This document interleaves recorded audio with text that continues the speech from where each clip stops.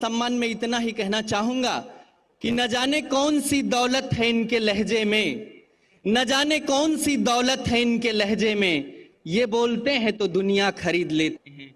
माननीय प्रधानमंत्री। नमस्कार जी। यूपी के मुख्यमंत्री श्रीमान योगी आदित्यनाथ जी, संसद में मेरे साथी, हमारे युवा मित्र भाई हरीश द्विवेदी जी, विभिन्न खेलों के खिलाड़ी,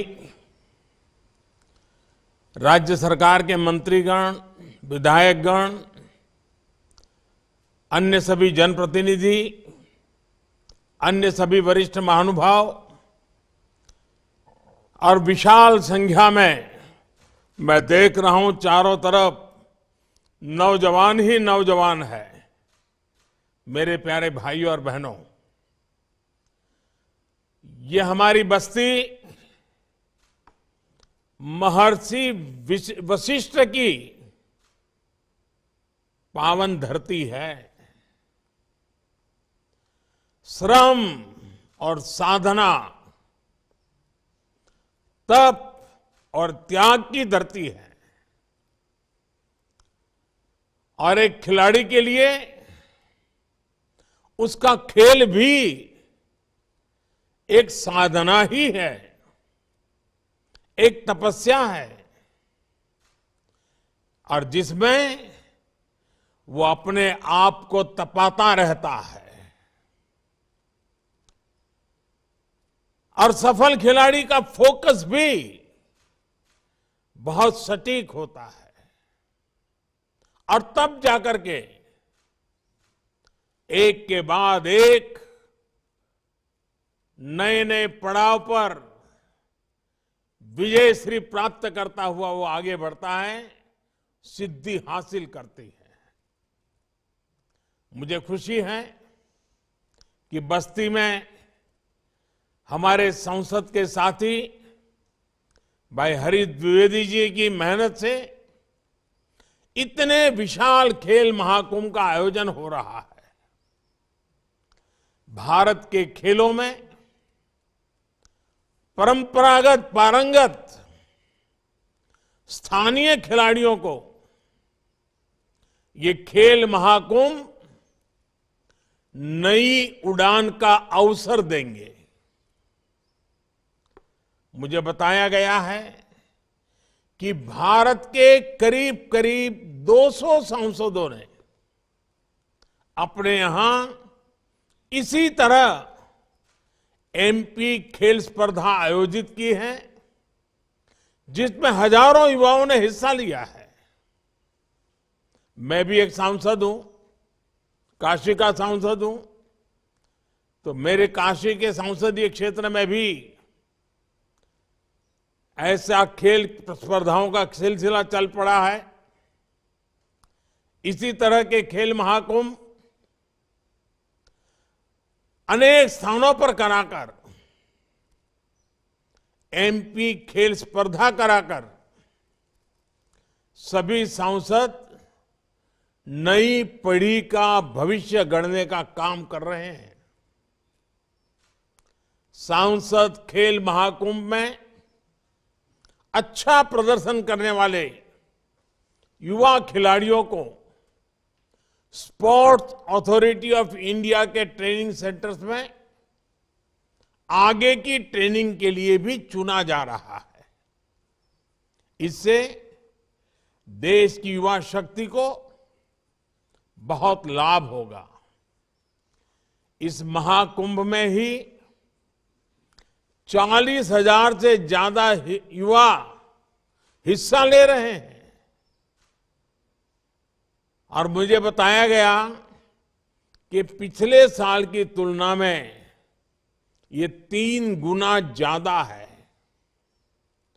मैं आप सभी को, मेरे सभी युवा दोस्तों को इन खेलों के लिए ढेर सारी शुभकामनाएं देता हूं। अभी मुझे खो खो देखने का अवसर मिला। हमारी बेटियां जिस चतुराई के साथ और टीम के साथ पूरी तरह टीम स्पिरिट से खेल रही थी, वाकई बड़ा आनंद आ रहा था देख करके खेल को। मैं जानता नहीं हूं मेरी ताली आपको सुनाई दे रही थी कि नहीं दे रही थी, लेकिन एक बढ़िया खेल खेलने के लिए और मुझे भी खो खो के खेल का आनंद प्राप्त करने का अवसर देने के लिए मैं इन सभी बेटियों को बधाई देता हूं, उनका अभिनंदन करता हूं। साथियों, सांसद खेल महाकुंभ की एक और विशेष बात है, इसमें बड़ी संख्या में हमारी बेटियां हिस्सा ले रही है और मुझे विश्वास है बस्ती, पूर्वांचल, यूपी और देश की बेटियां ऐसे ही राष्ट्रीय अंतर्राष्ट्रीय प्रतियोगिताओं में अपना दमखम दिखाती रहेगी। अभी कुछ दिन पहले ही हमने देखा है कि women under 19 T20 world cup में हमारे देश की कप्तान शेफाली वर्मा ने कितना शानदार प्रदर्शन किया। बेटी शेफाली ने लगातार 5 गेंदों में 5 चौके मारे और फिर ओवर की आखिरी गेंद पर छक्का मारकर एक ही ओवर में 26 रन बना दिए। ऐसे ही कितना सारा टैलेंट भारत के कोने कोने में है। स्पोर्ट्स टैलेंट को तराशने में इस तरह के सांसद खेल महाकुंभ की बड़ी भूमिका है। साथियों, एक वक्त था जब स्पोर्ट्स की गिनती एक्स्ट्रा करिकुलर एक्टिविटी में के तौर पर हुआ करती थी, यानी इसे पढ़ाई से अलग केवल टाइम पास का जरिया समझा जाता था।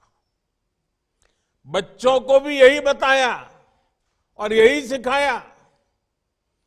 इससे पीढ़ी दर पीढ़ी एक मानसिकता समाज के अंदर घर कर गई कि स्पोर्ट्स उतना जरूरी नहीं है, वो जीवन और भविष्य का हिस्सा नहीं है। इस मानसिकता से देश का बहुत बड़ा नुकसान हुआ। कितने ही सामर्थ्यवान युवा, कितनी ही प्रतिभाएं मैदान से दूर रह गई। बीते 8-9 वर्षों में देश ने इस पुरानी सोच को पीछे छोड़कर स्पोर्ट्स के लिए एक बेहतर वातावरण बनाने का काम किया है। इसलिए अब ज्यादा बच्चे और हमारे नौजवान स्पोर्ट्स को कैरियर के विकल्प के तौर पर देखने लगे हैं। फिटनेस से लेकर हेल्थ तक, टीम बॉन्डिंग से लेकर तनाव मुक्ति के साधन तक, प्रोफेशनल सक्सेस से लेकर पर्सनल इंप्रूवमेंट तक स्पोर्ट्स के अलग अलग फायदे लोगों को नजर आने लगे हैं। और खुशी की बात यह है कि माता पिता भी अब स्पोर्ट्स को गंभीरता से ले रहे हैं। ये बदलाव हमारे समाज के लिए भी अच्छा है, स्पोर्ट्स के लिए भी अच्छा है। स्पोर्ट्स को अब एक सामाजिक प्रतिष्ठा मिलने लगी है और साथियों, लोगों की सोच में आए इस परिवर्तन का सीधा लाभ खेल के क्षेत्र में देश की उपलब्धियों पर दिख रहा है। आज भारत लगातार नए नए रिकॉर्ड बना रहा है। हमने ओलंपिक में अब तक का सर्वश्रेष्ठ प्रदर्शन किया। पैरालंपिक में भी अब तक का बेस्ट प्रदर्शन किया। अलग अलग खेलों के टूर्नामेंट्स में भारत का प्रदर्शन अब चर्चा का विषय बन रहा है। और साथियों, मेरे नौजवान साथियों, ये तो अभी शुरुआत है। अभी हमें और लंबी यात्रा करनी है। हमें नए लक्ष्यों को हासिल करना है। हमें कई नए रिकॉर्ड बनाने हैं। साथियों, स्पोर्ट्स एक स्किल है और एक स्वभाव भी है। स्पोर्ट्स एक टैलेंट है और ये एक संकल्प भी है। खेल के विकास में ट्रेनिंग का अपना महत्व है और साथ ही ये भी आवश्यक है कि खेल की प्रतियोगिताएं, स्पोर्ट्स टूर्नामेंट्स लगातार चलते रहने चाहिए। इससे खिलाड़ियों को अपनी ट्रेनिंग को लगातार टेस्ट करने का मौका मिलता है।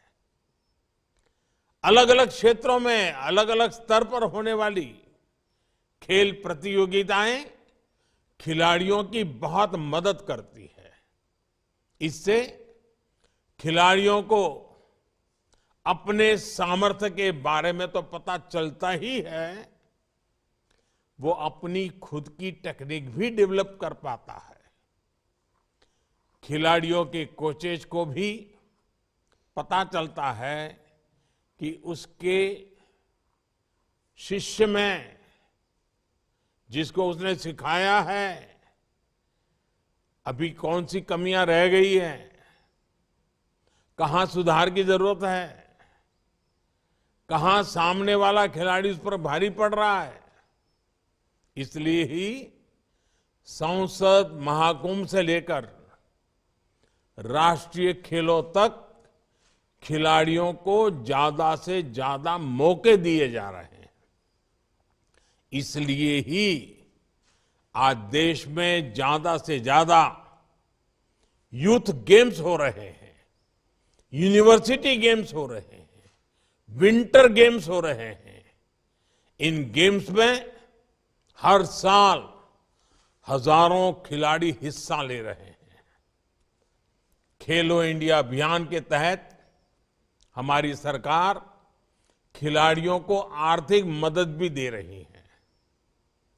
इस समय देश में 2500 से ज्यादा एथलीट्स ऐसे हैं जिन्हों खेलो इंडिया अभियान के तहत हर महीने 50,000 रुपये से ज्यादा दिए जा रहे हैं। ओलंपिक में जाने वाले खिलाड़ियों को हमारी सरकार की target Olympic podium scheme top से बहुत मदद मिल रही है। इस स्कीम के तहत भी हर महीने करीब करीब 500 खिलाड़ियों को आर्थिक मदद दी जा रही है। अंतर्राष्ट्रीय स्तर के कुछ खिलाड़ियों की जरूरत को देखते हुए सरकार ने उन्हें 2.5 करोड़ रुपए से लेकर 7 करोड़ रुपए तक की मदद की है। साथियों, आज का नया भारत स्पोर्ट्स सेक्टर के सामने मौजूद हर चुनौती के समाधान का भी प्रयास कर रहा है। हमारे खिलाड़ियों के पास पर्याप्त संसाधन हो, ट्रेनिंग हो, टेक्निकल नॉलेज हो, इंटरनेशनल एक्सपोजर हो, उनके चयन में पारदर्शिता हो, इन सभी पर जोर दिया जा रहा है। आज बस्ती और ऐसे ही दूसरे जिलों में खेलों से जुड़े इंफ्रास्ट्रक्चर तैयार किए जा रहे हैं, स्टेडियम बनाए जा रहे हैं, कोचेज की व्यवस्था की जा रही है। देश भर में 1000 से ज्यादा खेलो इंडिया डिस्ट्रिक्ट सेंटर्स भी बनाए जा रहे हैं। मुझे खुशी है कि इनमें से 750 से ज्यादा सेंटर्स बनकर तैयार भी हो चुके हैं। देश भर के सभी प्ले फील्ड्स की जियो टैगिंग भी की जा रही है ताकि खिलाड़ियों को ट्रेनिंग मिलने में परेशानी ना हो। सरकार ने नॉर्थ ईस्ट के युवाओं के लिए मणिपुर में स्पोर्ट्स यूनिवर्सिटी का निर्माण किया है और यूपी के मेरठ में भी स्पोर्ट्स यूनिवर्सिटी का भी निर्माण किया जा रहा है। और मुझे बताया गया है कि यूपी में अनेकों नए स्टेडियम तैयार हो चुके हैं। खेलों को बढ़ावा देने के लिए यूपी के अनेक जिलों में स्पोर्ट्स हॉस्टल भी चलाए जा रहे हैं। राष्ट्रीय स्तर की सुविधाएं अब स्थानीय स्तर पर पहुंचाने का भी प्रयास है। यानी आपके पास, मेरे नौजवान साथियों, आपके पास अपार अवसर है। अब आपको जीत का झंडा लहराना है, देश का नाम रोशन करना है। साथियों, हर खिलाड़ी जानता है कि उसके लिए फिट रहना कितना जरूरी है और उसमें फिट इंडिया मूवमेंट की अपनी भूमिका रही है। फिटनेस पर ध्यान देने के लिए आप सभी एक और काम जरूर करें। अपने जीवन में योग को शामिल करें। योग से आपका शरीर भी स्वस्थ रहेगा और आपका मन भी जागृत रहेगा। इसका लाभ आपको आपके खेल में भी मिलेगा। इसी तरह हर खिलाड़ी के लिए पौष्टिक भोजन भी उतना ही जरूरी होता है। इसमें हमारे जो मिलेट्स हैं, हमारा मोटा अनाज जो कहते हैं, मोटे अनाज की बात जो करते हैं, आमतौर पर हमारे यहां गांवों में हर घर में खाया जाता है। ये मिलेट्स की भोजन में बहुत बड़ी भूमिका हो सकती है। आपको पता है कि भारत के कहने पर साल 2023 को इंटरनेशनल ईयर ऑफ मिलेट्स घोषित किया गया है। अपने डाइट चार्ट में आप मिलेट्स को शामिल करेंगे तो ये भी आपको बेहतर स्वास्थ्य में मदद करेगा। साथियों, मुझे भरोसा है हमारे सभी युवा खेलों से बहुत कुछ मैदान में भी सीखेंगे, जीवन में भी सीखेंगे। और आपकी ये ऊर्जा खेल के मैदान से विस्तार होती होती देश की ऊर्जा बन जाएगी। मैं हरीश जी को बहुत बधाई देता हूं। बड़े लगन से इस काम के पीछे वो लगे रहते हैं। इस कार्यक्रम लिए पिछली पार्लियामेंट में आकर के मेरे से निमंत्रण दे गए थे, तो उनका ये जो बस्ती के जवानों के लिए, नौजवानों के लिए दिन रात काम करने का उनका स्वभाव है, वो खेल के मैदान में भी दिखाई दे रहा है। मैं आप सबको बहुत शुभकामनाएं देता हूं। बहुत बहुत धन्यवाद।